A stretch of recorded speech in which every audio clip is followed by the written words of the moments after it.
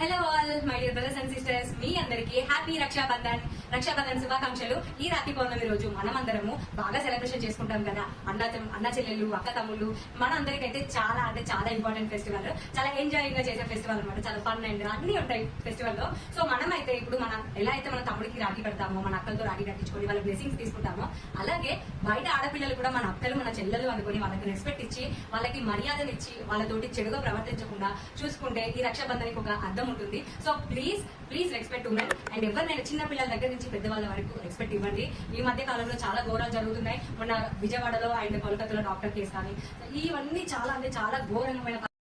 ఒకప్పుడు ఆడపిల్లని కనాలంటే అత్తమామకో లేకపోతే హస్బెండ్ కో భయపడి కనడానికి భయపడేవాళ్ళం. కానీ ఇప్పుడు వాళ్ళందరూ ఎంత సపోర్ట్ చేసినా కూడా ఇప్పుడు ఆడపిల్లని కనాలి అని అంటే కనుక ఈ సమాజాన్ని చూసి, ఇలాంటి మనుషుల్ని చూసి కనాలి అంటే భయం అవుతుంది. సో ప్లీజ్ చైల్డ్ నుంచి పెద్దవాళ్ళ వరకు రెస్పెక్ట్ చేయండి and save the child, save the women, save the